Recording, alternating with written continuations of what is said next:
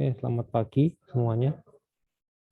Sorry agak telat karena internet di kampus ini nggak tahu kenapa tadi nggak bisa connect ya. Akhirnya saya tethering ya. Di laptop saya nggak bisa connect, tapi di komputer kantor bisa anehnya. Saya juga bingung. Ya sudah. Oke, kita mulai aja.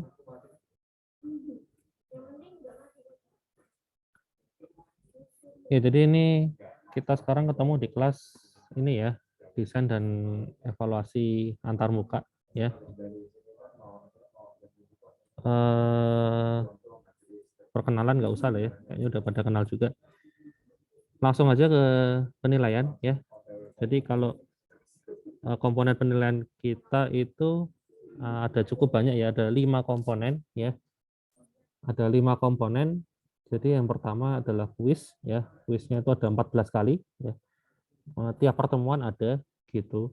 Karena hari ini juga sudah ada materi ya. Kemudian nanti sebelum UTS dan UAS itu saya kasih ada review test ya, 2 kali ya, total 20%, jadi masing-masing 10%.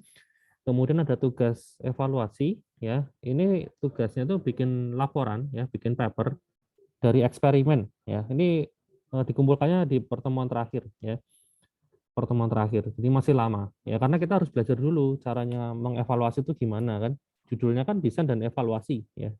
Kalau saya kasih sekarang ya pasti bingung ya. Jadi saya kasihnya nanti setelah UTS lah ya. Baru saya jelasin suruh ngapain biar biar kalian tuh dapat dulu materinya, terus ada gambaran.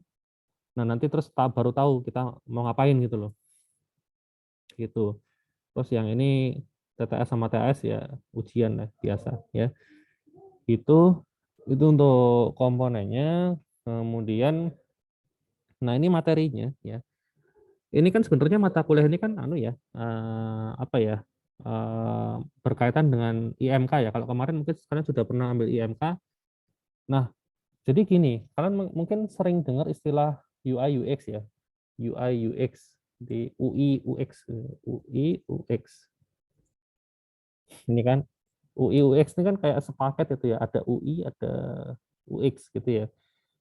Jadi ada ya ini gambarannya kayak gini lah ilustrasinya. Ya, UI UX. Nah, kalau kemarin waktu di mata kuliah IMK itu fokusnya itu isinya adalah ke UI ya.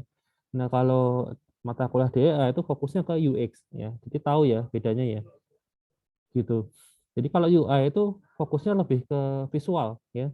Visual. Jadi pemilihan warna, bentuk, terus ini pengaturan layout kayak gitu ya. Seperti itu ya. Kalau visual, tapi kalau UX itu dia nggak fokus ke masalah warna atau layout atau jaraknya harus sekian sekian itu enggak ya. Tapi fokusnya lebih ke yang penting ini antar mukanya itu bisa dipakai intinya gitu ya ke situ.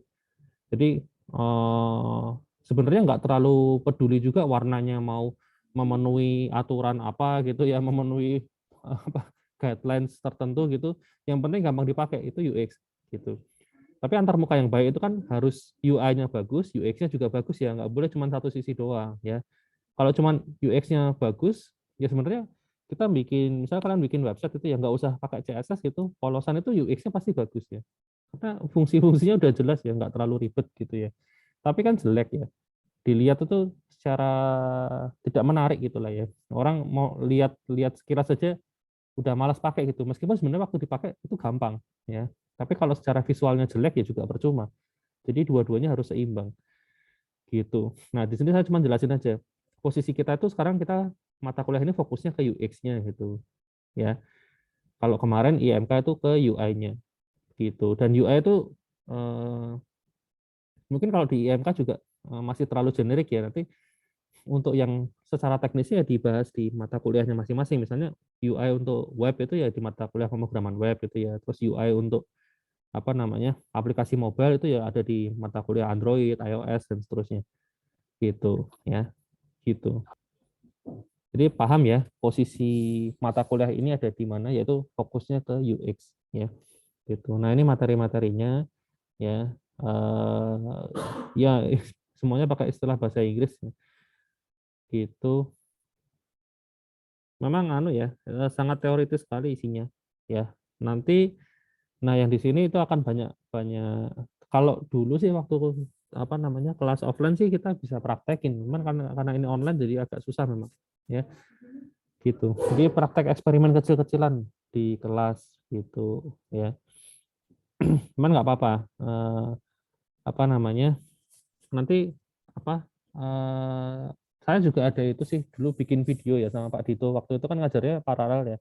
Nanti untuk penjelasan yang lebih detail itu bisa lihat di videonya ya. Videonya soalnya durasinya lumayan lama gitu. Ada yang sejam 2 jam gitu ya. Jadi kalau misalnya waktunya cukup, kalian punya waktu luang bisa lihat penjelasan di sana atau mungkin ada bagian tertentu yang kalian butuh penjelasannya bisa buka di sana gitu. Karena kalau di kelas ini kan waktunya terbatas ya. Jadi kalau saya bahas sangat-sangat detail ya nggak bisa ya, waktunya habis gitu. Seperti itu. Nah, jadi gini, materinya tuh saya bagi ada 2 bagian besar ya. Yang sebelum ujian tengah semester itu lebih ke persiapan dalam mengevaluasi ya persiapannya. Nah, yang setelah UTS itu ini lebih ke evaluasinya ya. Jadi ini akan banyak hitung-hitungan ya. Nanti ya nggak banyak sih, cuman berapa ya saat eh, pertemuan 8, 9, 10 ya 3 pertemuan ini tuh kita butuh hitung-hitungan ya. Pakai Excel aja ya. Pakai Excel bisa gitu. Kalau dulu sih waktu di kelas pakainya kalkulator ya. Karena apa namanya kalau bawa laptop semua agak repot ya. Jadi pakai yang ringkas saja, kalkulator kan di HP juga ada. Gitu. Nah, karena sekarang pada online ini kan pakai komputer ya. Nah, bisa pakai Excel ya. Karena kalau di Excel kita bisa bikin formula ya lebih gampang gitu.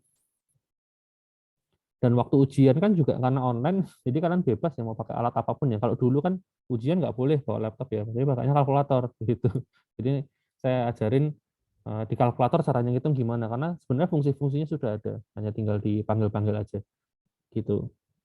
Terus yang pertemuan 11 sampai terakhir itu ngomongin tentang matriks ya, ini matriks, matriks, matriks, matriks. Matriks itu satuan pengukuran ya, jadi apa yang diukur itu namanya matriks. Ada 4 macam. Gitu. Itu untuk materinya. Ada pertanyaan? Kayaknya belum ya. Langsung saja. Jadi eh, kita kan fokusnya ini ya. Memang yang namanya antarmuka itu sebenarnya definisinya luas ya. Antarmuka kan bahasa Inggrisnya kan user interface ya. User interface itu bisa macam-macam ya. Cuman kalau di sini kan kita orang IT ya kita fokusnya ke antarmuka aplikasi atau software gitu. Sebenarnya kayak pintu itu pun juga ada antarmukanya ya. Jadi pegangan pintu itu juga disebut antarmuka gitu. Kan pegangan pintu macam-macam ya. Ada yang bentuknya lonjong, ada yang bentuknya bulat, ada yang didorong, ada yang ditarik, ada yang digeser. Nah, itu kan macam-macam. Ya kan? Nah, terus kalau ditanya apa gagang pintu yang paling ergonomis yang mana sih? Nah, itu kan kita harus apa namanya? Eksperimen gitu. Kita harus lakukan percobaan supaya kita bisa jawab, oh, ternyata yang paling ergonomis untuk digunakan misalnya anak muda itu yang bentuknya seperti ini gitu misalnya. Nah, kalau di sini kita lebih fokusnya ke antarmuka software ya atau aplikasi. Jadi ya bisa website, bisa aplikasi Android, iOS ya kayak gitu. Pokoknya yang digital gitulah ya. Seperti itu. Nah, contohnya misalnya ini ya, marketplace itu kan ada banyak ya. Ada toko hijau, ada toko orange, ada toko biru. Ya, misalnya kalau saya tanya itu mana sih apa namanya marketplace yang lebih bagus atau lebih nyaman digunakan untuk berbelanja? Apakah toko hijau atau toko orange misalnya gitu ya. Misalnya. Itu kan kita nggak bisa jawab kalau kita nggak lakukan eksperimen kan. Kalau kita bisa langsung jawab itu kan jawaban secara personal ya. Ya menurut kita mungkin bagus toko hijau gitu, tapi buat yang lain belum tentu gitu misalnya. Personal gitu. Nah, kita supaya bisa mendapatkan jawaban yang pasti kan kita harus eksperimen ya. Kita harus libatkan misalnya berapa orang. Nah, jumlah orang yang dilibatkan itu juga nggak boleh sembarangan kan. Ada hitungannya gitu. Minimal sekian orang itu ada ya. Nggak bisa kalau kita cuma ngetes misalnya ke 3 orang kita tanyain terus kita ambil kesimpulan itu pasti nggak valid ya. Itu minimal berapa? 30 katakanlah. Nah, itu udah lumayan oke ya. 30 orang ternyata yang 20 orang milih toko A, yang 10 orang milih toko B. Nah, itu kita bisa simpulkan ya, yang milih toko A itu lebih banyak. Berarti kemungkinan yang toko A lebih baik, misalnya gitu. ya. Itu ilustrasinya kurang lebih gitu, ya. Nah, kenapa kok itu menjadi penting ya kita evaluasi antarmuka itu penting kenapa? Karena ya ini karena yang namanya user itu ketika berinteraksi dengan software atau komputer itu kan yang dia hadapi kan user interface-nya ya. Meskipun di belakangnya ini pakai server yang canggih, pakai database yang modern dan lain sebagainya ya. Itu kan secara teknis ya. Tools-toolsnya secara teknis, tapi kan sebenarnya orang berinteraksi juga tetap pakai user interface-nya gitu loh. Jadi kalau meskipun di belakangnya ini komponennya tuh dibikin dengan sangat-sangat canggih gitu ya, pakai AI yang paling efisien dan seterusnya gitu. Tapi kalau antar mukanya asal-asalan juga percuma gitu. Karena user itu ketemunya sama antar muka gitu. Bukan dia nggak bisa langsung akses belakangnya kan back end-nya kan nggak bisa. Dia ketemunya sama front end gitu. Makanya ini juga harus dibikin dengan serius ya gitu. Kalau zaman dulu memang ya topik ini tuh nggak terlalu banyak dibahas ya. Mungkin sekitar 15-20 tahun yang lalu tuh nggak. Fokusnya lebih ke ini di belakangnya ya, database-nya harus yang canggih gitu dan seterusnya ya. Jadi antar mukanya asal-asalan ya. Meskipun di belakangnya canggih tapi antar mukanya asal-asalan. Nah, sekarang makin ke sini itu antar muka semakin diperhatikan gitu. Makanya juga pekerjaan di bidang UI UX itu juga makin banyak ya. Dulu kan pekerjaan itu adanya cuma programmer gitu ya. Zaman dulu ya programmer doang ya itu kan programmer kan fokusnya ke sini gitu yang apa desainer itu dikit banget ya hampir nggak ada tapi kalau sekarang sudah seimbang ya jumlahnya desainer juga main banyak gitu ya oke lanjut nah ini ada salah satu contoh berita ini berita lama sih tahun 88 tapi ini terjadi apa ya salah tembak ya jadi ada ceritanya itu ada pesawat bukan ini bukan pesawat oh ya benar-benar ini pesawat ya jadi ada pesawat lewat ya pesawat sebenarnya itu pesawat pesawat sipil pesawat penumpang biasa ya lewat gitu nah karena salah salah neken tombol apa gimana gitu eh dikiranya itu pesawat ini pesawat tempur gitu ya jadi ditembak itu padahal isinya pesawat biasa ya gitu nah ini mungkin lebih detail kesalahan-kesalahan yang diakibatkan karena jeleknya antarmuka bisa dibuka di sini ya. Salah satunya ini ya gitu. Jadi nggak sengaja gitu mencet apa namanya tombol ya salah karena mungkin logonya di tombol itu ambigu ya nggak tahu saya juga lupa ini detailnya seperti apa pokoknya tombolnya tuh salah pencet intinya ya mungkin mau ngasih warning doang tapi ternyata malah eh, nembakin apa namanya pistol lagi roket kali ya gitu seperti itu ceritanya ya nah sekarang kalau misalnya ditanya ya kriteria antarmuka yang baik itu seperti apa sih gitu antarmuka yang baik ini kan pasti jawabannya kan macam-macam ya kalau kita ditanyain bingung ya antarmuka yang baik yang seperti apa yang user friendly lah yang apa gampang dipakai ya itu kan abstrak ya tapi ya kalau ditanyain kayak gitu tiap orang jawabannya bisa luas gitu. Nah, kalau di sini saya mengacu ke ini ISO 9241 itu. Jadi definisi antarmuka yang baik itu kan dia harus punya usability yang baik ya. Nah, usability yang baik itu harus memenuhi ada 3 kriteria yang saya garis bawah ini ya. Efektif, efisien sama satisfaction tuh memuaskan gitu. Orang tuh puas pakainya ya. Ada 3 kriteria ini gitu. Itu ciri-ciri antarmuka yang baik menurut ini ISO 9241. Kalau ditanya menurut sumber yang lain ya juga beda lagi sih isinya. Mungkin ada yang 5 komponen, ada yang 7 komponen, ada yang cuma 1 komponen dan seterusnya. Ya, ya semuanya betul ya, nggak ada yang salah. Wong itu suka-suka orang ya bikin teori ya. Selama nggak menyimpang ya, ya bisa kita anggap betul ya. Tapi kurang lebih semuanya itu intinya sama sih. Ngomongin masalah efektif, efisien, sama satisfaction. 3 ini. Ya, jadi saya ambil acuannya yang ini. ISO 9241. Gitu. Oke, nah kalau misalnya antar muka itu usability-nya nggak bagus, ya usability-nya jelek, apa yang terjadi? ya orang bisa frustasi ya. Paling parah itu bisa frustasi itu komputernya dibanting atau gimana gitu ya, stres ya kayak gitu ya. Jadi dampaknya itu besar ya. Ya kayak tadi paling parah itu bisa sampai salah salah nembak ya. Jadi niatnya apa namanya? Cuman cuman ngasih warning gitu misalnya, malah nembakin roket gitu ya. Seperti itu. Nah, berikutnya adalah ini, gimana caranya memastikan ya antar muka yang sudah ada atau sudah dibikin ini benar-benar apa namanya punya usability yang bagus. Ya dievaluasi caranya ya. Caranya harus dievaluasi. Nah, permasalahan berikutnya gimana cara mengevaluasi dengan tepat. Nah, itu dia yang kita pelajari ya. Cara mengevaluasi itu kan banyak ya. Ada banyak kalau kalian saya minta ya kalian untuk mengevaluasi antar muka pasti bisa kan. Saya yakin pasti bisa ya.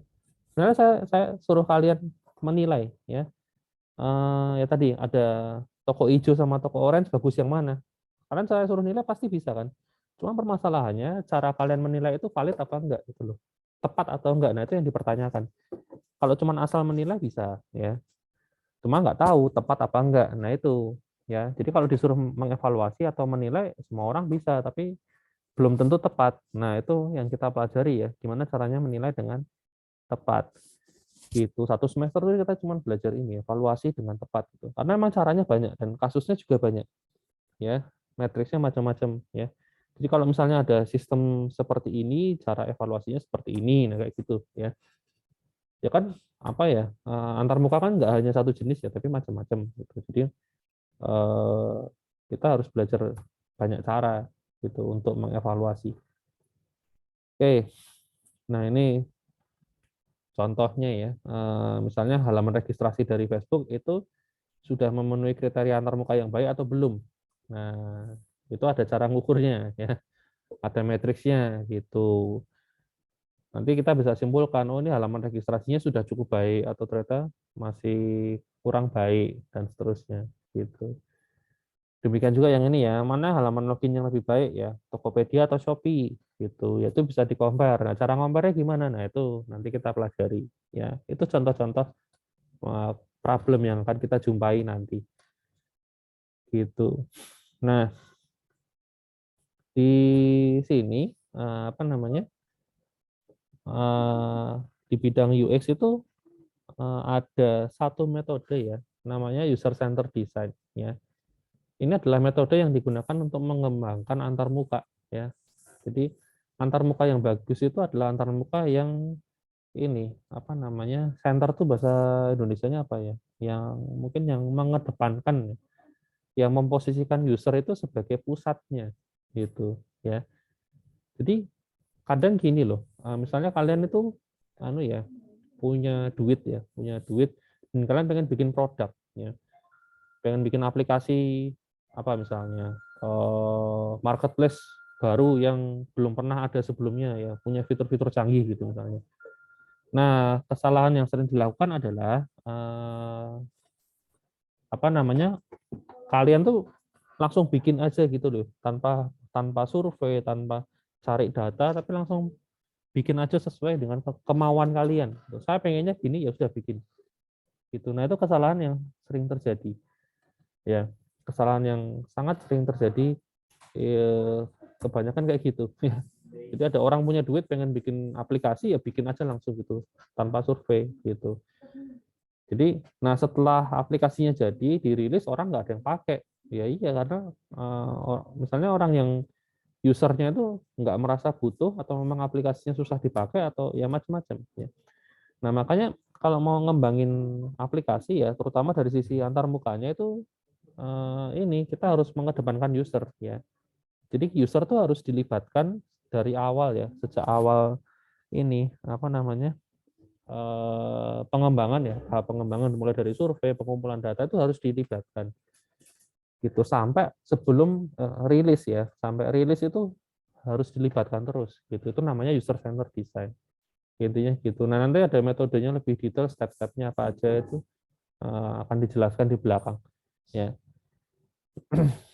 gitu.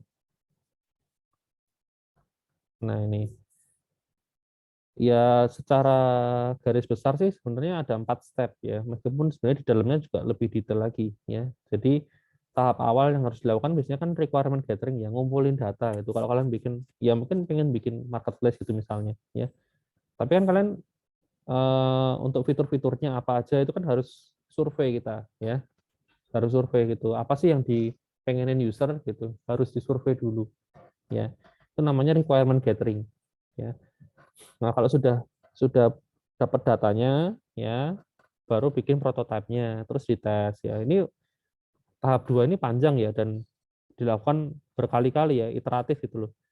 Karena bikin prototipe terus dites ternyata jelek, bikin ulang lagi, dites lagi, diperbaiki dan seterusnya ya. Diulang-ulang terus sampai bagus ya.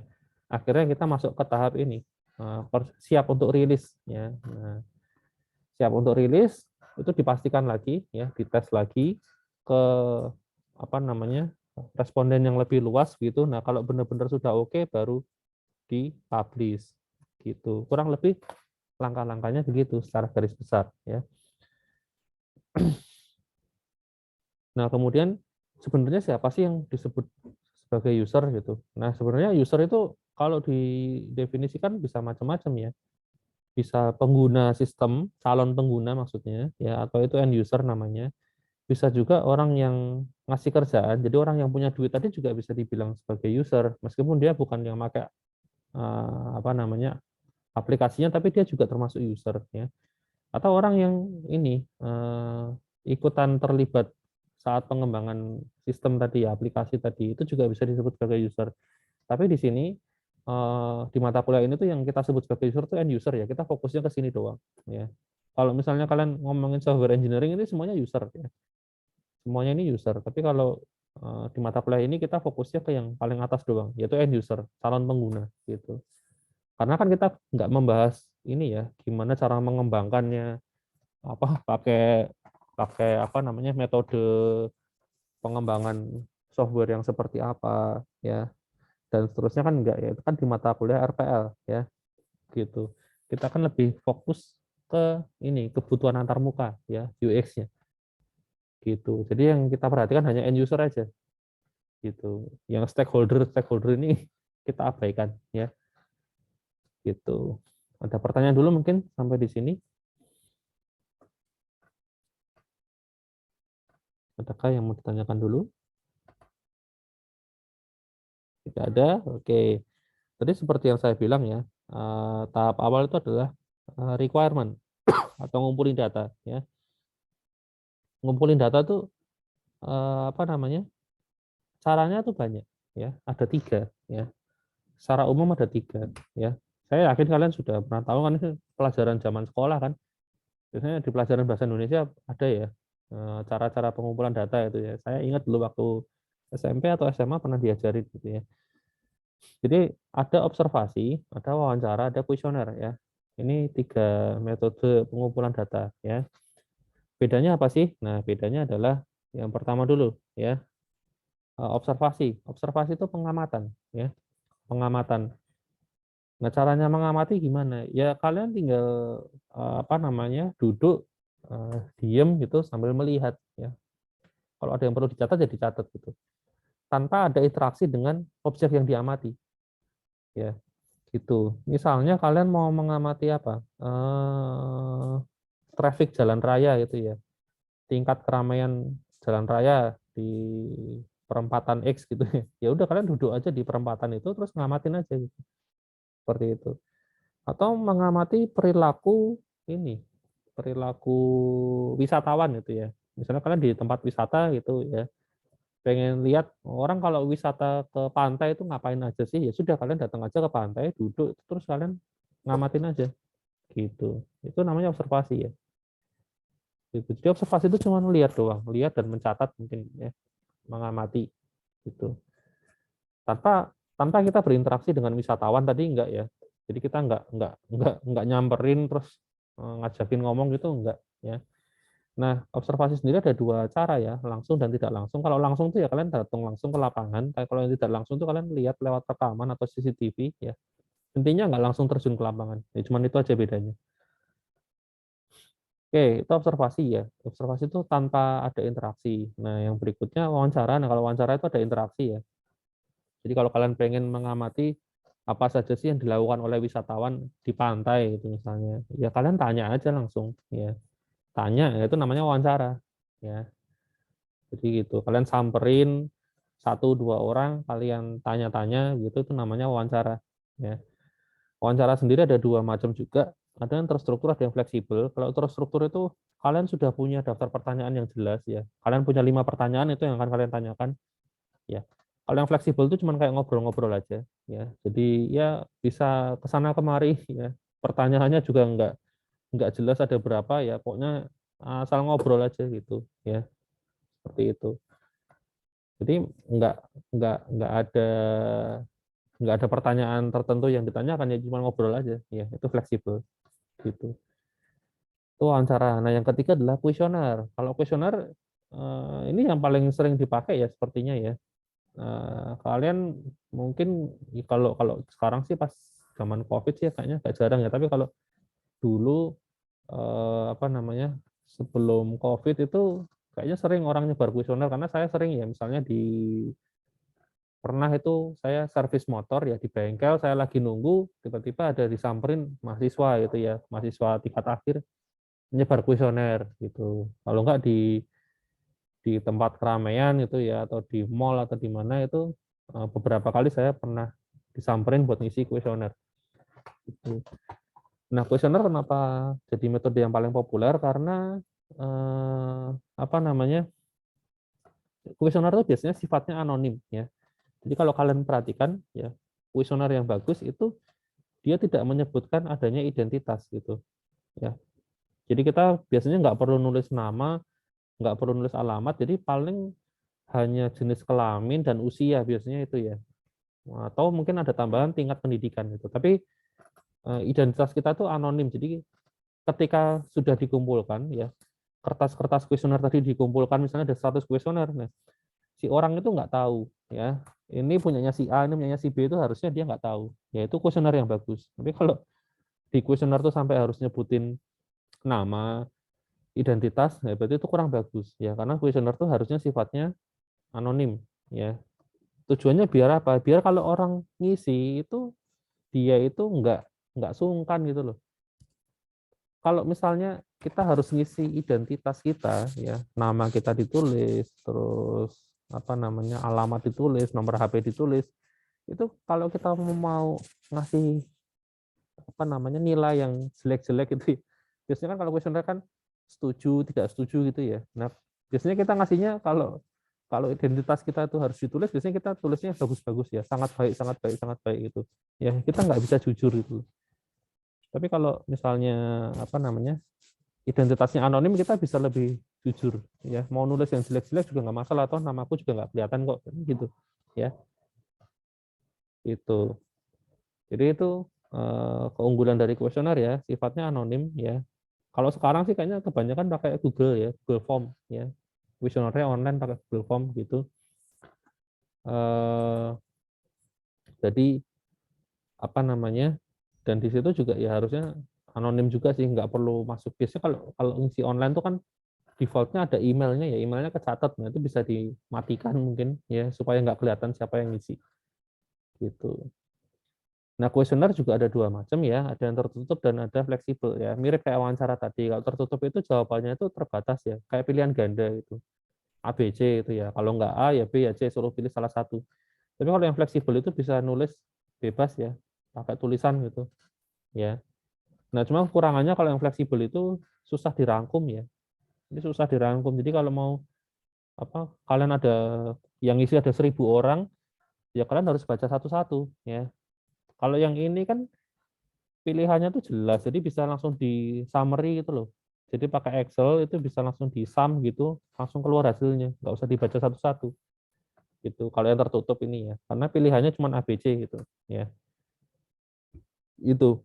Jadi itu keunggulan masing-masing ya. Cuma kalau misalnya kekurangannya yang tertutup, kalau misalnya dia butuh jawaban di luar pilihan yang kita beri nggak ada ya. Jadi ya kalau yang ini kan bebas nulis ya. gitu. Tapi ya kebanyakan pakai yang tertutup sih supaya mudah dirangkum aja gitu. Aktivitas kelas, oh ini nggak ada ya, karena kita kelas online. Ada pertanyaan? Langsung lanjut aja ya. Oke, jadi eh, sebelum kita bikin aplikasi atau software ya atau antar muka perangkat lunak begitu, kita kan harus tahu ya usernya itu siapa ya, target pasarnya itu siapa, itu kita harus tentukan dulu ya gitu.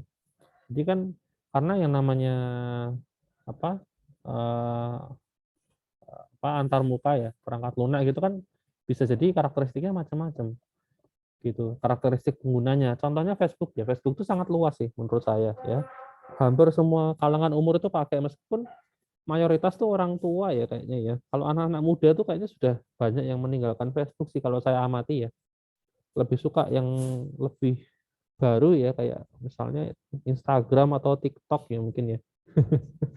Facebook udah agak jarang, tapi ya masih ada yang pakai sih gitu ya. Jadi usernya itu luas gitu loh. Ya, makanya itu rentang umurnya gede ya. Nah, kalau dibandingin sama kayak TikTok gitu misalnya ya, yang makanya kan kebanyakan anak muda ya, remaja itu ya, dewasa aja mungkin dikit ya. Apalagi lansia hampir nggak ada kayaknya.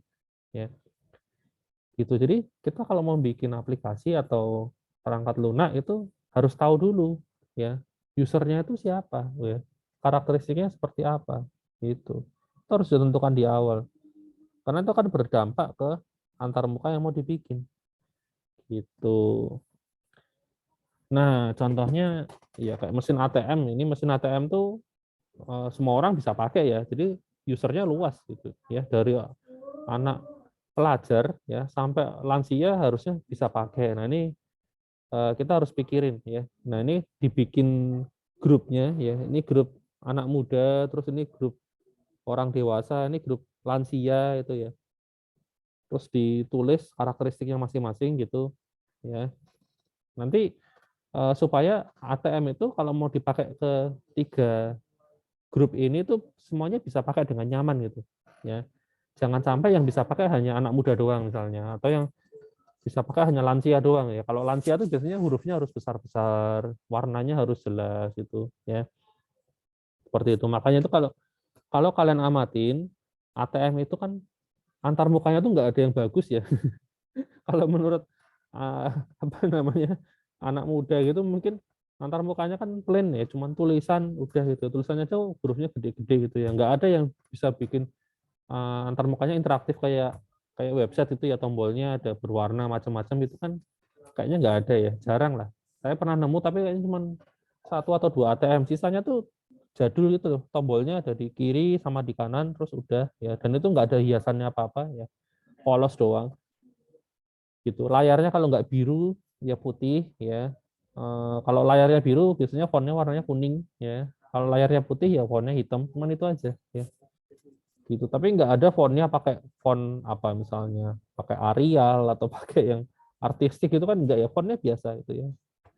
Font agak kotak-kotak gitu ya. Seperti itu. Padahal kalau mau dibikin yang pakai font aneh-aneh juga bisa, karena layar ATM sekarang kan udah sama kayak layar komputer ya. Beda dengan ATM yang zaman dulu ya. Zaman dulu kan ATM itu kan layarnya masih pakai layar ya monokrom ya. Layar monokrom ya nggak bisa kalau mau pakai aneh-aneh. Tapi sekarang kan sudah pakai layar ini, layar LCD atau LED ya. Gitu. Tapi kenapa nggak dibikin apa namanya yang modern ya, yang bagus itu ya, takutnya ini orang lansia nggak bisa pakai ya. Karakteristik yang ini. Lansia itu kan dia kan sudah pakai ATM dari sejak dia muda ya. Dia taunya ATM itu ya seperti itu gitu yang dia pakai zaman dulu. Kalau nanti tiba-tiba mesin ATM itu dirubah ya, antar mukanya dibikin modern, nanti bingung ya. Yang grup yang ini nggak bisa pakai jadinya ya gitu. Jadi ya demi kelancaran pemakaian bersama ya, semua bisa pakai ya. Yang muda-muda mungkin harus mengalah ya, pakai pakai apa ATM-nya itu tampilannya nggak yang modern gitu, nggak ya biasa itu. Tapi kan ya nggak masalah juga kan, tetap bisa pakai kan. Itu yang penting ya. Itulah yang kenapa saya bilang tadi kadang-kadang itu sisi UI itu dikesampingkan ya. Kita lebih mementingkan sisi UX gitu. Jadi kan ATM itu kalau mau dibikin bagus kan bisa, tapi kok nggak dibikin bagus ya tadi. Kalau dibikin bagus nanti UX-nya jadi kacau ya untuk lansia gitu. Makanya dibikinnya ya tetap apa ya, ya nggak plain gitu kalau saya bilang ya gitu. Nah kemudian ini kan kita ngomongin masalah user ya, ada kategorinya gitu. Nah ada satu teknik ya untuk mendefinisikan user itu namanya persona ya, persona. Jadi kalau kita sudah punya sasarannya, usernya itu ada berapa macam kategori, ya ini di sini ada 3 berdasarkan umur ya. Mungkin ada juga yang bikin berdasarkan latar belakang pendidikan juga bisa, berdasarkan apalagi ya gender ya, jenis kelamin juga bisa, terus berdasarkan apa lagi? Ya paling sekitaran itu ya. Pendidikan mungkin ya yang paling sering ya. Selain umur ya, kalau umur tuh udah pasti apa namanya sering dipakai untuk mengkategorikan user. Tapi selain umur ya biasanya paling itu ya pendidikan, ya, 2 itu ya. Nah kalau sudah dapat kategorinya apa aja, nah bisa dibikin yang namanya persona ya, persona. Di persona itu dari masing-masing kategori ini dibikin kayak karakternya ya, karakter imajiner gitu. Contohnya seperti ini ya. Ini user ini tuh cuman ini fiktif ya, fiktif, namanya juga cuman ngarang gitu, deskripsinya juga cuman ngarang, tapi apa ya, ini tuh nanti ketika mendevelop atau mengembangkan antarmuka itu akan sangat berguna gitu, supaya nyebutnya lebih gampang. Misalnya ini namanya Jessica gitu ya.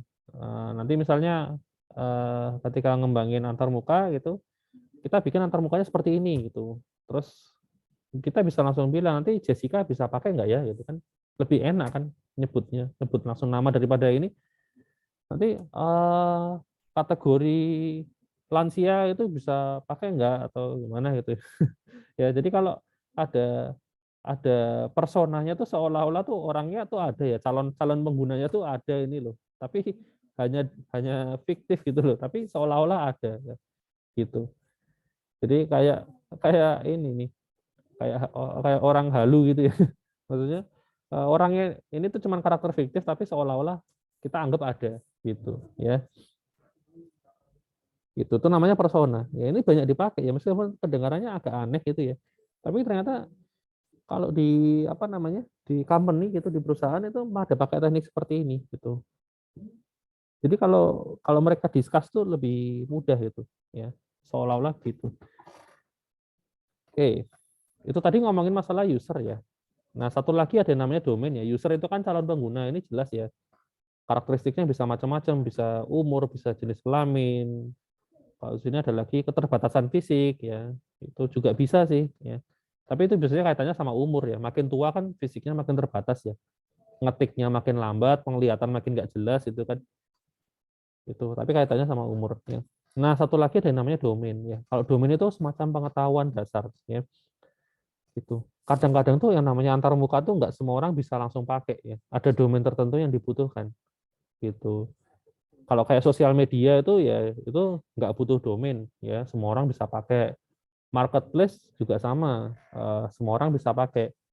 Tapi yang butuh domain itu contohnya alat-alat misalnya komputer ini, kasir gitu misalnya ya, kasir. Nah, itu kalau orang nggak ngerti soal jual beli itu istilah-istilahnya apa itu mungkin pas disodorin ya bingung ini cara makanya gimana gitu.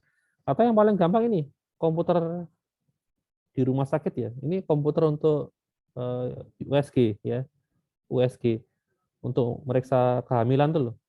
Nah, ini kalau misalnya kalian dikasih komputer seperti ini terus suruh pakai, bisa nggak? Saya yakin nggak bisa. Ini butuh domain tertentu yaitu domain kedokteran ya. Kalau orang kedokteran ya khususnya kedokteran ini apa namanya? Ini bidangnya tuh obsgin istilahnya ya, SPOG ya, obsgin ya. Dokter kandungan lah gitu. Itu suruh pakai pasti bisa ya. Meskipun tombolnya berbeda ya dikasih jenis yang lain itu ya. Susunannya berbeda, tombolnya beda suruh pakai bisa ya. Karena dia punya domainnya, domain ini, domain kedokteran tadi ya. Tapi kalau di luar itu ya kayak kalian itu saya suruh pakai ya pasti nggak bisa ini tombol buat apa, ini artinya apa, ya kan nggak bakal ngerti ya. Itu namanya domain ya. Domain itu kayak pengetahuan tertentu yang dibutuhkan untuk menggunakan sebuah antarmuka ya, gitu.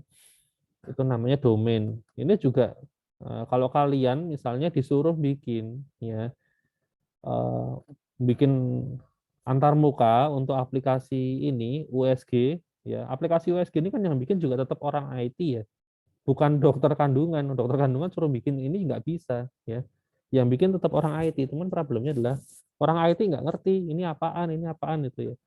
Nah, itu kalian kalau mau bikinnya seperti ini, kita kan harus melibatkan ya orang yang pakar di situ ya. Contohnya dokter ya. Gitu. Jadi kadang-kadang kalau kita bikin antarmuka misalnya antarmuka di ya ini kedokteran itu ya kita harus melibatin dokter ya. Gitu. Kalau bikin antarmuka yang lain misalnya untuk sistem akuntansi itu misalnya juga harus melibatin orang akuntansi. Kalau kita orang IT langsung bikin gitu aja ya nggak paham ya. Gitu. Oke, ada pertanyaan mungkin? Kayaknya sudah, oh ya sudah habis. Ya. Itu untuk pengantar eh, hari ini ya, sebelum kita masuk ke materi yang teknis ya. Gitu. Ini materinya. Minggu depan itu tentang task and works ya. Ada yang mau ditanyain dulu nggak sampai di sini?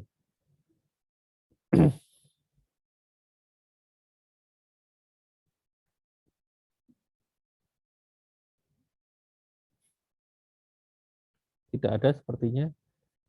Oke, ya sudah. Kalau nggak ada, mungkin kelas kita sampai di sini aja ya. Presensi jangan lupa ya. Presensi jangan lupa.